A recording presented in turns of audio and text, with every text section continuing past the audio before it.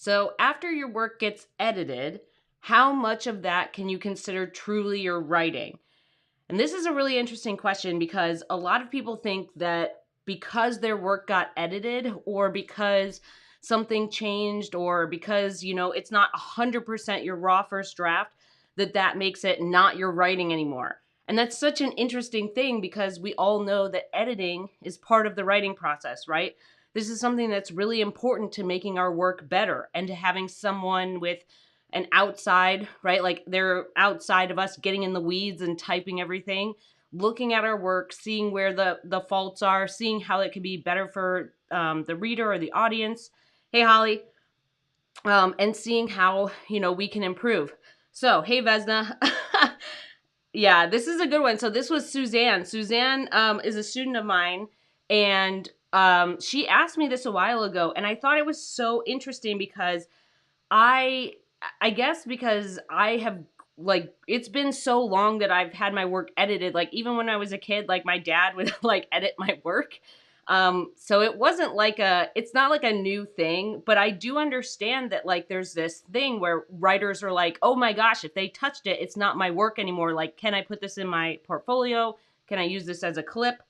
So we're going to talk about this today, and I think it's really important. So let's talk about the first thing. So number one, also, of course, we have our friends here, but we're trying not to like, do anything about this because otherwise, like I've already had upheaval. That's why we were late is I was trying to get everybody in place, and get everybody settled. So I was in here almost on time, and then I had a few minutes of like dealing with some rustly friends over there. Hopefully they'll go to sleep for a little bit.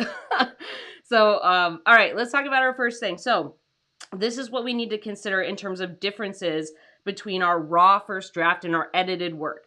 So, and then we'll get to this other part that I think is really important. So when you submit work to your editors or to your clients, whether they're, your content marketing manager at a business or an editor at a publication, what you need to think of is this image that I use all the time. And some of my students know this. So I have this little origami paper boat. It's like the size of a baseball, maybe a softball. It's real small. And I have this image of me taking that origami paper boat and I'm on the beach. I'm just at this like deserted island beach situation. Like in Moana, like I'm standing on the beach in Moana and I've got like a little origami paper boat and it's really small. And I'm like, all right, that origami paper boat represents my work. And I'm just like, all right, little buddy, you're going to do the best you can out in the ocean. I don't know what's out in the ocean. I don't know how you're going to fare. I don't know what's going to happen, but I really worked hard on creating this little origami paper boat. I know that I did the best I could. And I just have to release you out into the ocean and see like what happens. So I always have this kind of image when I turn something in of like releasing it to like the vast unknown, which I just like the ocean. But this came to me a lot like years ago. I was just like, like this is kind of how I feel about it is like, there's just this like very delicate, like little paper boat. And you're just kind of like being like, all right, buddy, like good luck. Like, you kind of shove it out in the ocean and it floats away into the vast parts of the ocean. Right. Hi, Marie. Welcome. And to me, it was kind of this release of like, I did the best I could. So for me, the image was like teaching myself to understand and accept that like I did the best I could. Even if I get edits, even if I get a ton of edits, right? This image is like me kind of releasing myself of like the expectations of others or like worrying about what everybody else is going to say because I feel confident and good submitting that work. Like no matter what it is and no matter what anybody else says, I felt really good about that piece I submitted. And that's kind of like me releasing it into the vast unknown, right? So as hard as you work on it and as much as you believe in this work and as much as you work on edits and you fix your work before you turn it in, it's still a raw first draft, okay? You have to remember that. So you have your boat analogy, but the other thing that I teach my students is like every time you turn in a raw first draft, even if it's someone you've written for a while, and most especially if it's for a client you haven't written for, it's just like a stab in the dark. You're like, is this right? Am I like hitting something? Like, ugh. Like it's kind of like that.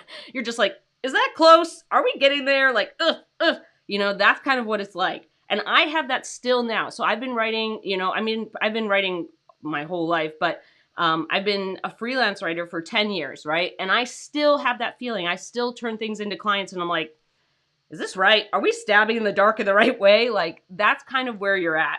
So you want to release the expectations, right? You want to be like, this is the best I could do. Like, regardless of what someone else says, you have to have confidence in your work that, like, this was the best thing I could do at the time within the constraints I have, within the deadlines, within the knowledge I have right now, within the skills I have right now. That's your origami paper boat. And the other part is just being like, I tried my best. I'm stabbing in the dark, because this is part of writing, is like, you end up just kind of, hi Woo. You end up just kind of trying to figure out, like, where are we going with this? Like, how is this working? Woo, go back to your woo hole. Go back to your hobbit hole. Thank you. Got a woo friend over here. Go back to your woo hobbit hole. So when you're kind of thinking about the differences between your raw first draft and your edited work, you have to remember these things. Like, you're going off and creating almost in a vacuum, right? Yes, you might have editorial like information, you might have examples, you might have a content brief, you might have like a whole detailed pack of information, right?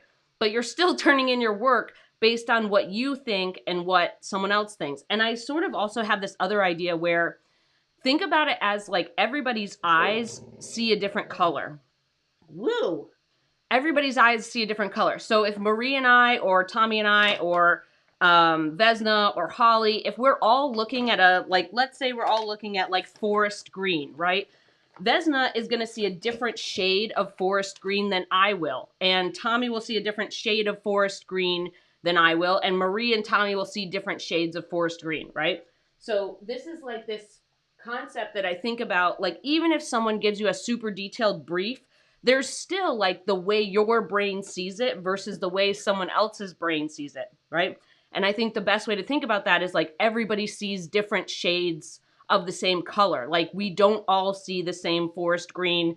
Even if you go to Sherwin-Williams and you're all looking at the same paint thing, everybody sees a different color.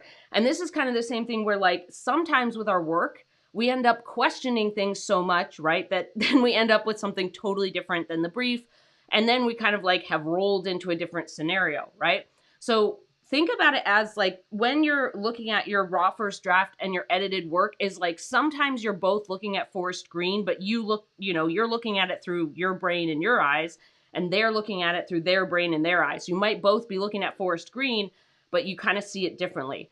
There's nothing wrong with that. That's kind of part of the process. So you want to kind of have these expectations, right? That, or not expectations, but you want to have this confidence in your work. And I want to just like put a caveat here that it took me years to get to the point of being able to like release expectation. Like, it took me years to build up enough confidence to be like, I'm happy with this work regardless of what anybody else says. Woo, go back to your woo hole. Go back to your, no, not right now. All right, someone's giving lots of high fives over here. So the deal here is just think about all the different ways that someone can look at your work, have confidence, right? Have confidence in, here you go, buddy, in what you submitted within the time frame you have, and then realize that, like, sometimes when you turn in your raw first draft, that's just a stab in the dark, and you're gonna mess it up. Like, you're going to. That's just part of it. It's part of learning it. But like I said, it took me years to get to the point where I had enough confidence to just be like, okay, cool, I submitted my work. No matter how terrible they think it is, I was happy with it. And like, you have some sense of peace over that.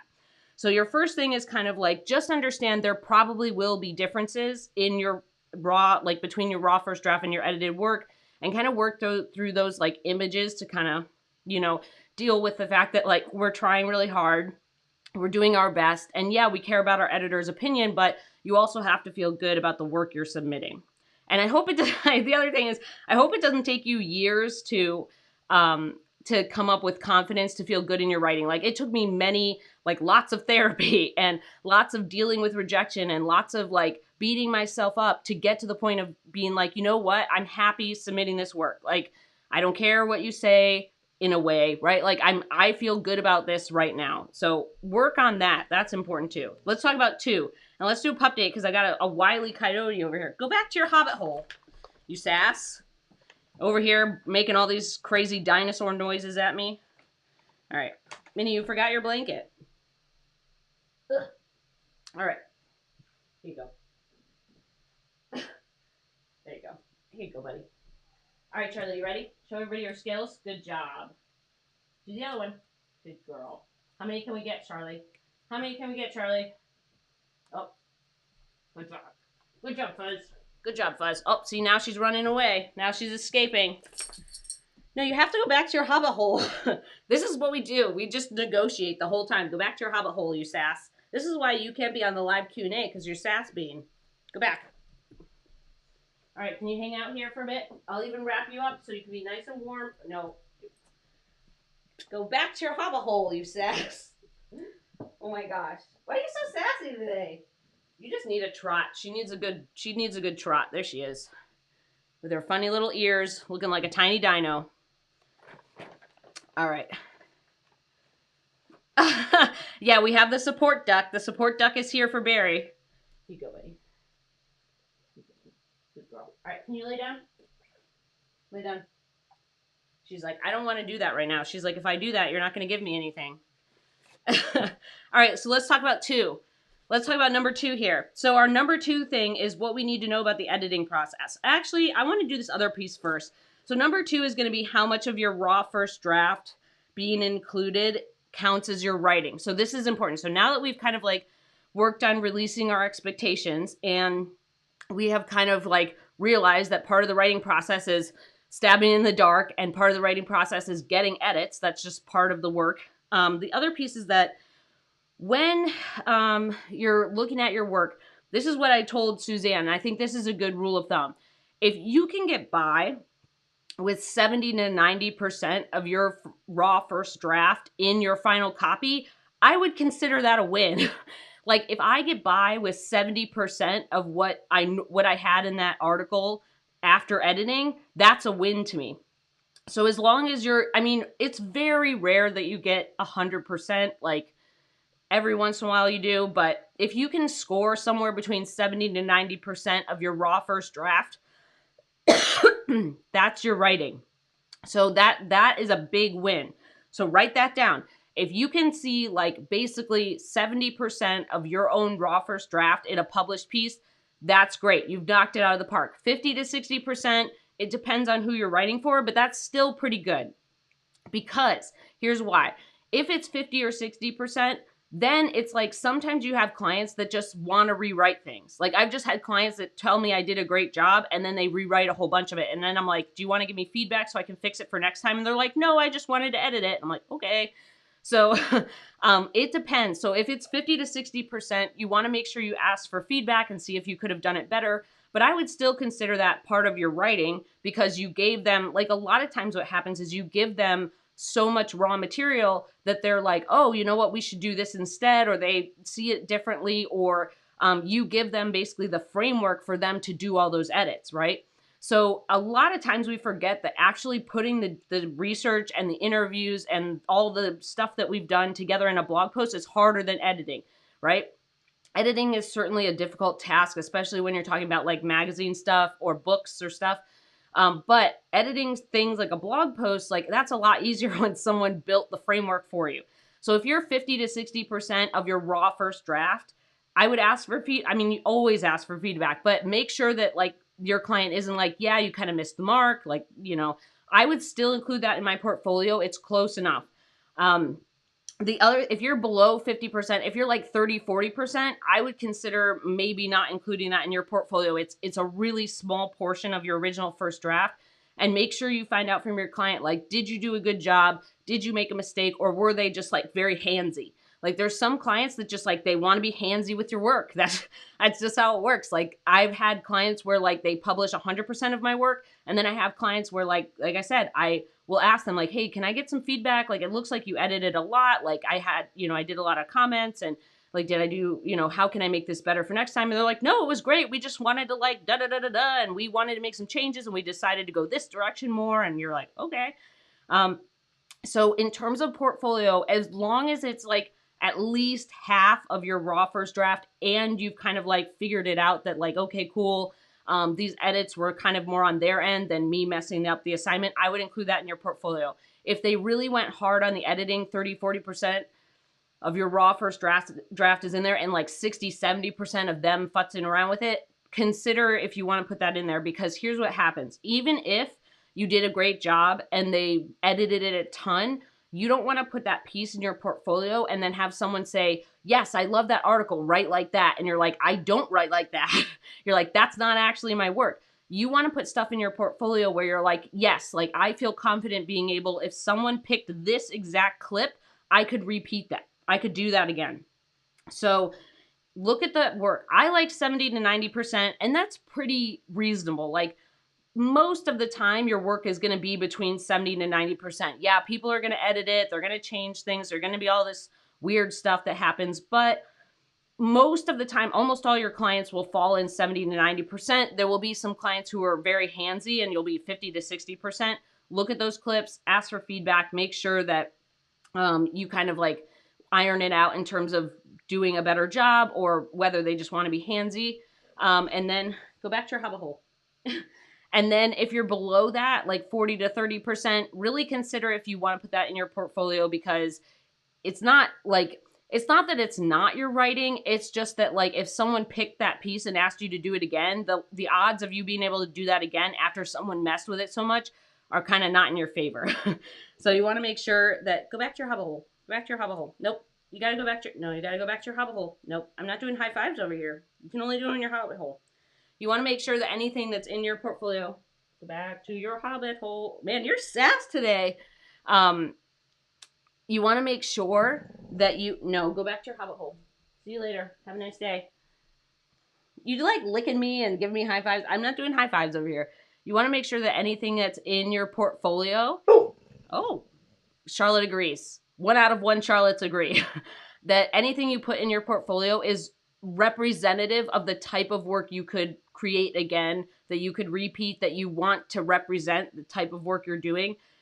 This is the other thing to think about. So there are stories of people who have gotten work in big publications, right? Like people who have written for like the top publications in the country, and then they send those samples out, and then someone's like, yeah, I want you to write like that or whatever. And they learn and they figure out that like the editors at that big publication really made that piece what it is, right? So that person is now, that writer is now kind of like shopping these clips that like aren't really their clips, right? Like they realize after working with the writer that the writer can't repeat it, or that the writer didn't really actually do a good job. Like their raw first draft is way, like leagues away from the article that got published in this big publication.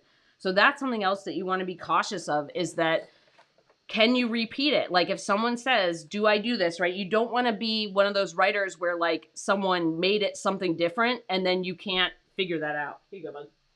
You have to go back to your hubba hole. Go back to your hubba hole. Good girl. Good job. And that's like, for me, that's like a nightmare scenario. Like if you had a piece that got published and you couldn't like redo it, even from basically the example of it being published, right? That's a big problem. And you don't want to be one of those writers where you're like, I've written for like giant publication. And then someone's like, great, like, let's do that again. And then you're like, okay. And then it becomes very obvious when you turn in your raw first draft that it's not even close to the same style or tone or quality as the other one. So Marie says, I had a client who decided to highlight different words with caps and colors and emojis and got paid to move forward. Yeah. Everybody kind of does weird stuff. Like every client kind of does different things. But what you want to figure out is like, if you get work back and it's 70 to 90%, I would consider that a home run. You're close enough, because you have no idea how much that client is really going to edit your work. And you could have knocked it out of the park and they still cut 30%. They still messed around with it, you know? So that's close enough. 50 to 60%. Like I said, always ask for feedback. Even if you're 100% of your work gets published, always ask for feedback. Ask if you can change anything, if there's anything to edit, or any kind of stuff that you can do to improve. But if you're 50 to 60% of your raw first draft that gets published, go over there, Woo. No, Woo, I'm not doing high fives over here. Go, Woo. Woo, go over there. No, you have to go all the way back. If you're at 50 to 60%, make sure that you kind of look through that. Did they make like major edits? Was it a lot of stuff where like the quality of your work was not good? Get feedback. Consider whether or not you want to put that in your portfolio. And then like 30 to 40%, be really careful with that. Be really careful with like, do you actually You know, do you actually want to do that type of piece again? Do you want someone to at random pick that piece and say, do this, and you're like, I can't? Be really careful with that. I think this is really important, especially when writers kind of learn how the editing process really works. They kind of think like, oh no, like every percentage down is a chip off of like my writing ability. It's not. Editing is supposed to happen. Like when I work with business clients or when I work with publications, I expect them to like go nuts. I expect them to pretty much, you know, be in the somewhere between like 60 to 70%. Sometimes I get 100%, rarely, or it might be 90%. But a lot of times you're like right around 60, 70% with publications. But business clients, you're probably like 80 to 90%. It just depends. But you have to kind of realize that this is part of the process. You're looking at it, right? You're looking through your forest green lens, and someone else gets your piece, right? And they look through their forest green lens, and those things are sometimes not the same. So editing is normal. Your work being edited by a publication, whatever, is normal. The difference is how much of that can you put in your portfolio. Like really be careful with something that's 30 to 40% raw, like your raw first draft. Like if you have 60 to 70% of the content pretty much like delivered by your client, that's kind of a problem. But know that editing is normal, okay? I want to normalize this. This is totally normal. And like, I feel like a lot of writers are like, 70%, like, how can I use that? Like, it's close enough. Like, I think after I've had like hundreds, if not thousands of articles and stories. I mean, I only have like a few hundred on my portfolio, but I have more than that aren't on there. But like, I've had all these stories edited, and I've worked with enough different types of clients, like all different types of corporate clients, all different types of magazines, to know that like this is normal, and like you can repeat most of the time 70%, right? So if there's some changes that were made, right, you can repeat that if someone picks it out of your clips. But like 50, 60, 40%, somewhere in there, that can be a little harder. Yes, Woo? Would you like to lodge a complaint with the Woo department? You would have to make sure that you call the right Woo department to give everyone your Woo complaints. Here you go, buddy. Good job. Can you give me some high fives? Good job. Other one. Other one. Good job. I like your bug eyes. Your bug eyes are pretty cute. Although it's always really hard to get you both on camera. Like no matter how many times I change the camera or I like put it up or down or whatever, one of you just wants to be halfway outside the camera and one of you is just like, no, I don't feel like doing that today. Or yes, I want to be in the camera. Oh my gosh. Why are you so cute? Why are you so cute? Oh, I like your tail wags, Barry. Barry, that turkey's about to be taken out of the oven. I like your little turkey legs. All right, let's go to 3. Let's talk about 3. If you feel like this has been helpful so far, give it a thumbs up. If you feel like you want to learn more about building a freelance writing business you adore, or building a high earning freelance writing business, or maybe they're both for you. Maybe that's what you want. Subscribe. All right, they are being diva dogs today. It's just because it's like our weather we're still in this phase of like, trying to figure out when to walk them because it's still 1,000 degrees here. Luckily, it's supposed to drop to like the 70s and then we'll be good. But the weather has been really rough with walking them because it's not just like the outdoor temperature, it's like the pavement, and it's a thing. Let's talk about 3. So let's talk about 3. What do we need to know about the editing process? I did a little switch here. So number 3 here, when we're doing our editing process, it's normal to get a lot of comments. It's normal for people to ask questions. It's normal for people to mark a bunch of things, change a lot of things, futz around with your work, right? That's part of editing. This is part of the creative process. And I think a lot of writers just feel so self-conscious, and they feel so worried. Hi, Moo. Hi, Woo. They feel so worried that like anytime someone's editing their work, it's like a strike against them. This is not the thing. This is more self-confidence, and this is more writers being like insecure about their work. It has nothing to do with your client. It's just about, as a group, right? Writers are often worried, and I'm definitely like, there's things that I'm still insecure about, and there's things that I still worry about, right? So it's just kind of part of the process where we need to normalize people leaving comments in Google Docs, or we need to normalize like editors changing their mind or doing different stuff or whatever.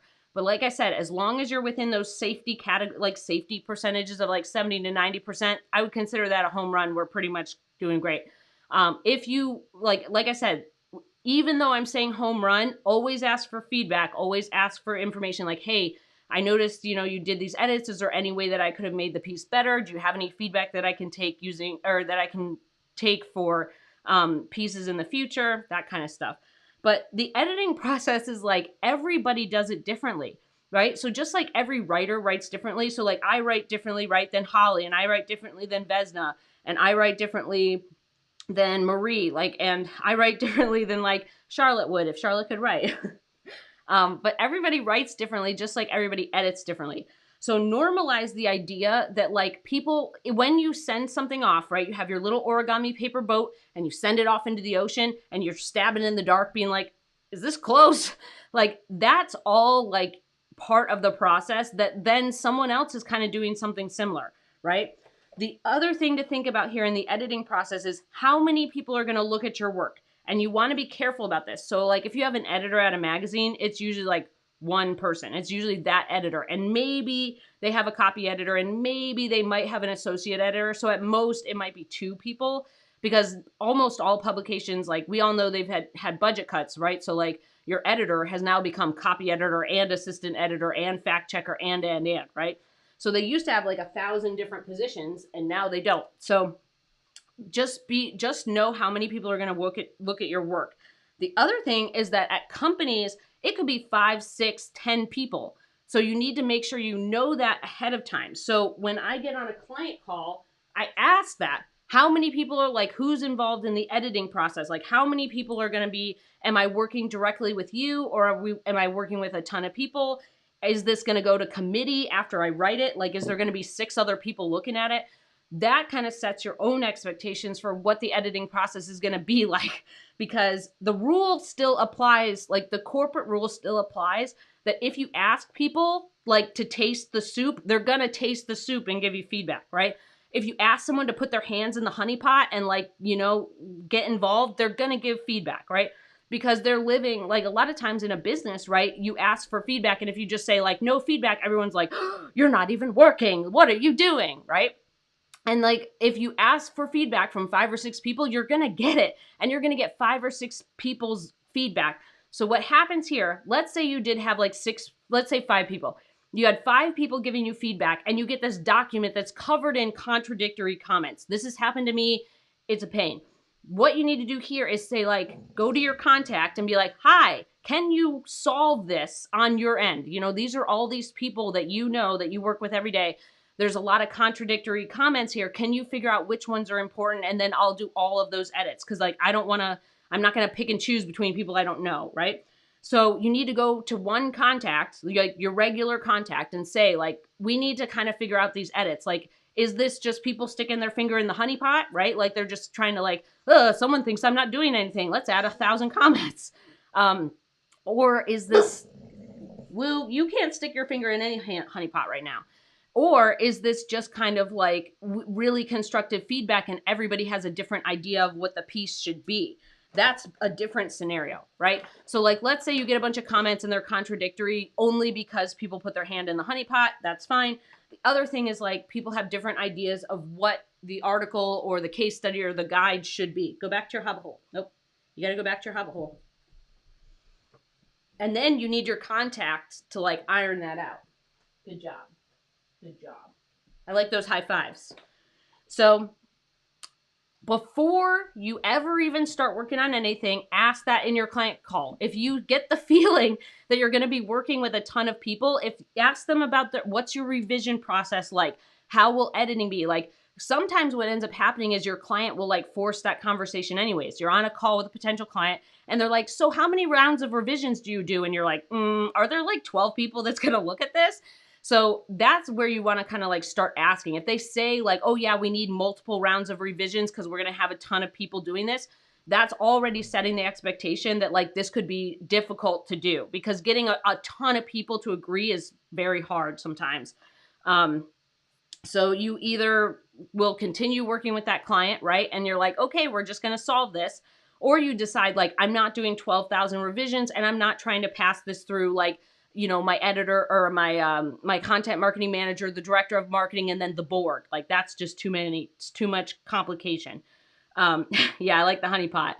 So this is something to think about. This is something that's really important. I like the minimal amount of people, the better. Like if it's just the content marketing manager who's doing it, or just the marketing director, just one person or one editor, that's so much easier because we can get on the same page a lot faster. If it's like 10 other people, it takes forever. It takes forever to do it. So ask that on your client call. Yes, I know you want something. You look like a tiny penguin. Go over there, tiny penguin. I'm not giving you high fives over here. You have to go give high fives over there. Okay, I guess you can give a high five to my foot if you want. But ask this on your client call. Go back to your hover hole. Okay, well, you're not getting anything if you don't go back to your hover hole. I know, you have beautiful Betty Davis eyes. You have big brown Betty Davis eyes. So as you kind of go through the process, always ask this in the beginning. You have to go back to your hover hole. You can make bork noises all you want. You have to figure this out from the beginning, and you have to set expectations with yourself. Hi, thanks for scratching my leg. You have to set expectations for your editing process, like how many people are going to be involved. And then that way, like, let's say you get a piece back and go to your hobbit hole. No, you should like back up, go to your hobbit hole, and I'll give you something. You have to set expectations with yourself, right? So you have to set expectations with yourself for how this is going to go, right? So like, let's say you end up getting a clip that's like 50% of your copy, right? And you had 5 or 6 other people edit it. That's close enough. Like, we can consider that a win. Here you go. Other one. Good job. Good girl. So those are the things to think about. The other thing is, like, don't be intimidated if someone leaves a lot of comments or questions or whatever. It doesn't necessarily mean you did something wrong. It might just be that they looked at it really quickly and, you go back and you're like, like, can you elaborate? And the person goes back and reads it and they're like, never mind, no problem. So, yeah, I think a lot of things with the editing process can be fixed by just knowing how many people you're talking with, how many people are going to read it, how many people are going to stick their hand in the honeypot and add edits, and what you can kind of expect. The other thing to do is ask them, like on the call, like how many revisions, if they've worked with freelance writers before, how many revisions are typical? Like how many have you done with other writers? And they might say something like 5 or 10 rounds and you're like, no, I don't want to do that. You got to know that up front, because when you sign a contract and now you're doing a piece and you got to go through the rigmarole, like you can finish it. You can, end the contract early and not finish the piece, but like, that's probably not a good idea. You want to at least finish the piece and then be like, this isn't working. I got to get out of here. So ask those things beforehand. Good job, Minnie. You're staying in your hobbit hole. You're doing great. Ready? We'll do a quick update so you guys can see her. High fives. Good job. Good job. Good job. Good job. There you go. Barry, you're doing great. You're looking great. Your eye's leaking a little bit. That's okay. That's part of being almost 16. You got any high fives? Barry, hold on. Good job. Charlotte, you look like you're melting. The way you're sitting, you look like you're melting. All right. We're going to do one more thing. So if you found this helpful, give it a thumbs up. If you feel like you want to learn more about building a high-earning freelance writing business or building a freelance writing business you adore, subscribe. Okay, last point. We're going to talk about number 4 here. And I hope this has been helpful, because for me, I always thought like if anybody made any corrections to my work, like I really struggled with perfectionism. So I was like, oh my God, I did it wrong. Like no one's going to hire me again. Let go of the perfectionism. Remember that your writing is this kind of like amoeba. Like it stretches and flows, and it's kind of this creative little monster. It's not like I did it right and I put everything in order. It's not robotic, right? It's like a creative thing. And remember the color thing, like your forest green is different than someone else's. Let's talk about 4. So our last thing here, number 4, is what if you're worrying about this, right? So like, let's say you are worried that it's not your writing, right? You're at like 30, 40% and you're like, what am I going to do? So here's the thing. You have to decide whether or not you want to include that in your portfolio, right? If you're worrying about this, most of the time I find that writers worry about like getting 2 comments, and then you're just like, it's fine, you did great. If you're really worrying that it's not your writing, and you're at 30 to 40%, don't include it in your portfolio. Just don't. Just chalk it up as a loss. Be like, oh well, I have this clip. I made some money. Maybe I'll I'll try a different situation next time. But don't put it in your portfolio if you're really worried about someone picking it and you having to recreate that, and it would be really hard for you to do that. The other thing too is like, your writing, this is an interesting concept to me, where a lot of writers think it's like their writing. Like they're like, this is my raw first draft and it's my writing. It's only your first draft. I don't care how many times you edited it. I don't care how many times you looked at it. If another human who is your client has not looked at it, it's your raw first draft. Okay. So your raw first draft is your first attempt. Whatever happens after that is another version, right? So your raw first draft goes to your client. And this is the piece that writers kind of they mess this up. Is they're like, oh, it's not my writing because someone touched it. No, dude, it's still yours. Like, there's always going to be an editing process. There's always going to be like your writing and it getting edited, and like your editor's job is also to make it so that it shines, so that they bring out the best things that you said. Maybe you didn't do it as well as you thought, and they were like fixed 4 or 5 sentences, and you're like, wow, it sounds great now. Like, thank you, editor, right? There's this thing where it's like, a lot of times I talk to writers who just wrote in a vacuum, right? I'll talk to writers who are like, oh, I just have a blog. I have a super successful blog, or I've been blogging for this one client for forever, and they never edit my work, right? So when they get edited, they're like, that's not my writing anymore. Like, it's not representative of me. And it's just not true. It's just not true. Like, this is the thing that I always kind of keep in the back of my mind. And this is a really good story. So write this down. And my dad told me this for years. Like, I've always kept this in the back of my mind. When Tom Clancy wrote Hunt for Red October, and I've probably talked about this before, but when Tom Clancy wrote Hunt for Red October, he brought it into the publisher, and they were like, that's nice, rewrite the whole thing. So he was like, I finished, I'm done. And they're like, they're like, this is okay, but like, you need to just rewrite the whole thing, right?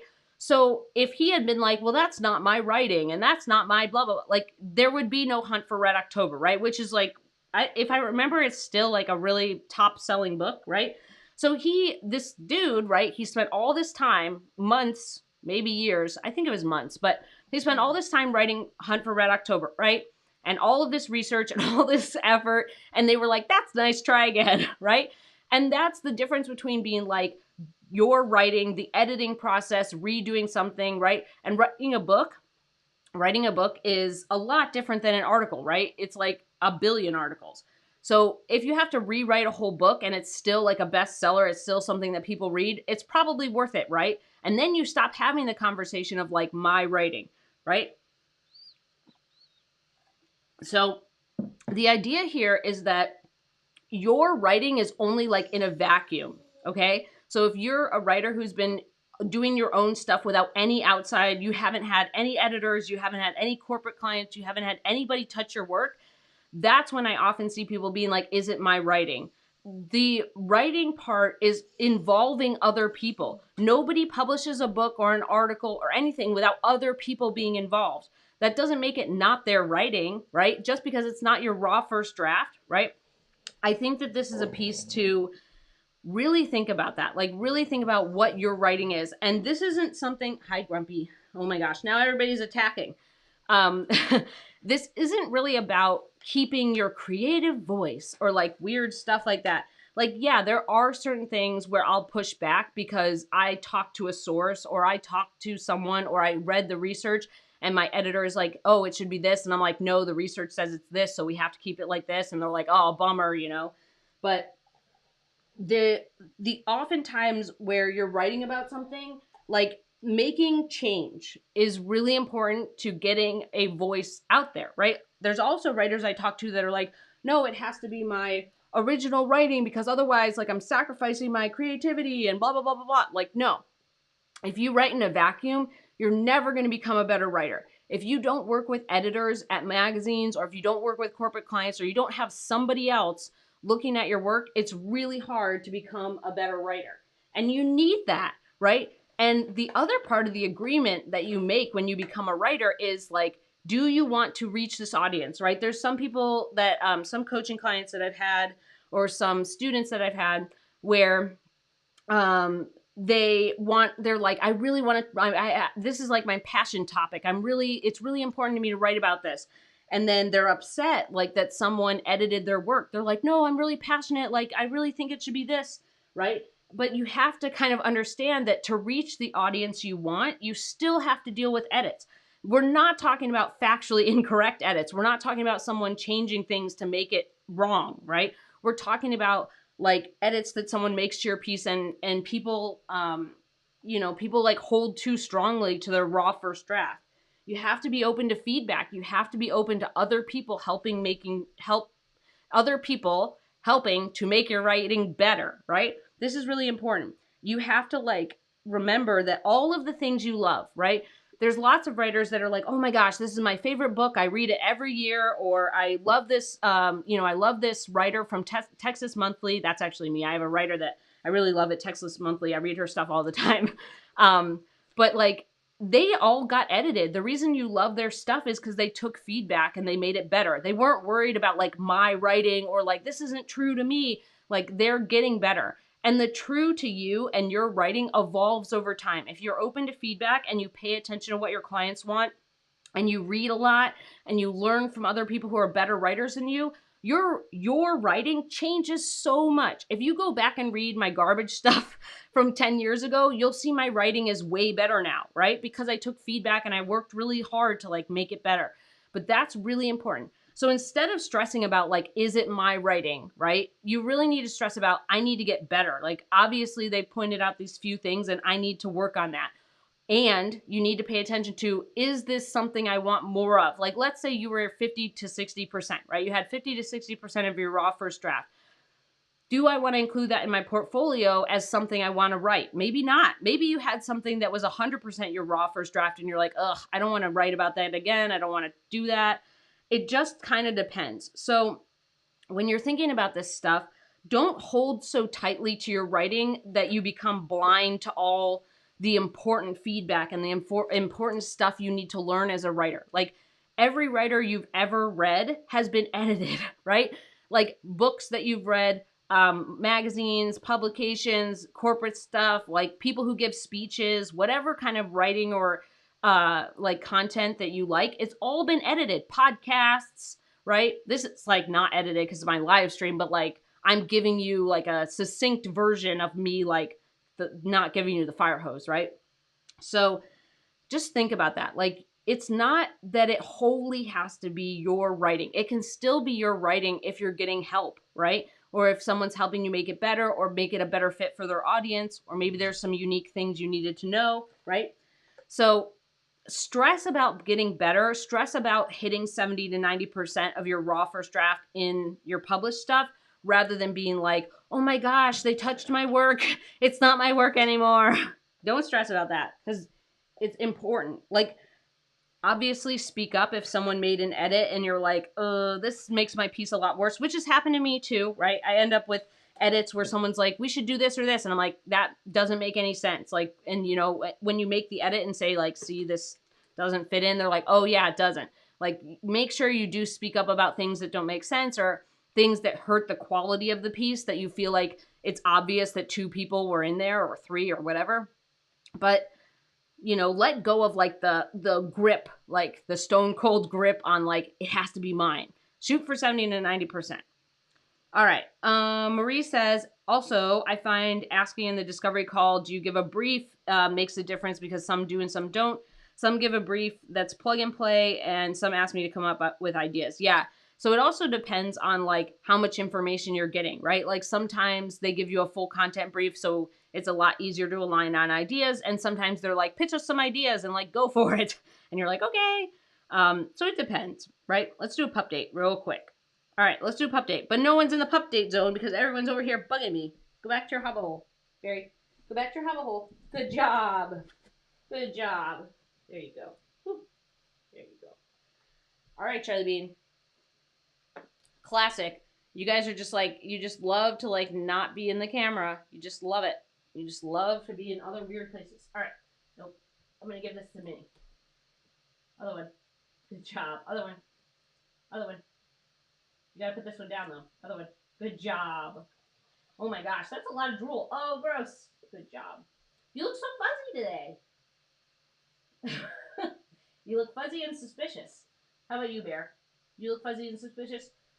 Charlotte, you were so shiny, and now you're not shiny because you dust rolled like a little chinchilla. Charlotte's kind of like a chinchilla. She likes to go outside and roll in the dust, and no matter how many times I wash her, she just keeps going out there and she gets all dusty and dirty, and she's a rough and tumble pork. She's a rough and tumble pork. All right, we'll do one more. Ready? Good job, buddy. All right, Charlie, ready? Good job. Good job. All right. So, all right, last thoughts here. Last thoughts are, don't hold so tightly to your work. Remember that all of your content, everything you've ever read, has been edited. And thank God you're not Tom Clancy having to go back and rewrite 100,000 words of a book. So think about your writing as an important piece, like you're giving a foundation. Your raw first draft is a good foundation. And that's why I started out with saying, like, remember the origami paper boat. Feel confident that you did the best that you could in the circumstances you were in, with the knowledge and skills you have, and the time frame you were allotted, right? We usually only have 2 to 3 weeks to turn something around. Sometimes if you have a big feature, it could be a couple months. But most of the time, you don't have a lifetime to do something. You can only do the best you can in those circumstances. So let your raw first draft go. Do the edits. Always get feedback. Ask questions. Learn how to write better, right? That's way more important than worrying about something being your writing, right? So hit 70 to 90%, 50 to 60%. You can publish it if you want, like in your portfolio. 30 to 40%. Be really careful with that. But yeah, like when you're kind of thinking through this stuff, everything is edited. Everything you read is edited almost. And it's part of the process of learning how to become a better writer. So don't lose the chance to become a better writer just because you're like, my writing, like let it go. I think that's something that has been really helpful for me, is just learning to like let it go and be like, you know what? I want to make it the best thing it is. And if the goal is to make that article or that case study or white paper or guide or whatever it is the best it can be, then you need a collaborative process, which means editing. Yeah, it's usually you have 2 to 3 weeks to turn something around. Like I like 2 to 3 weeks. I mean, I have some things that I turn around in a week, but it's because I've already worked with that client enough to be able to do it quickly. But I like 2 to 3 weeks. Feature articles or stuff that you do for magazines, you'll have 2 to 3 weeks. Sometimes you'll have a couple months if it's like a 2,000 or 3,000 word feature, but even those are like kind of rare nowadays. But yeah. Tom Clancy didn't rewrite his book. Are you sure about that? That's like a well-known story that like for Hunt for Red October, they were like, go back and rewrite this whole thing. We should talk about that then, because that's like a very old story that like it was Hunt for Red October. It wasn't like they asked him to go back and fix it. So Marie, we should talk about that, because that's like an example I read about, or like my dad told me and I read about it a while back. So, all right, we'll have to talk about that. But if you felt like this was helpful, give it a thumbs up. If you want to learn more about editing or writing or building a high-earning freelance writing business or building a writing business you adore, subscribe. We're here every Friday at 12 p.m. Central Time. Oftentimes, these guys aren't so classic. You guys just like love to not be in there. These guys come hang out with us. We do some pup dates. They do some funny things. They make lots of weird noises. So we're here every Friday at noon Central. We do topics. If you ever have a question, like this one was from Suzanne, but if you ever have a question or a topic that you want me to talk about on the live stream, feel free to go to mandyellis.com/question and submit it. And you asked what the turnaround time was. What does that have to do with rewriting the book? Hold on, Marie. We're going to have to talk about this later. All right. So I will see you guys next Friday. I hope this was helpful. They're going to be here next Friday. Hopefully they won't be so wild. I see you moving your ears around. I like your interested ears. You look super cute. All right, one more. We're going to do one more. Hold on. Here you go, bud. Oh, here you go. Ready?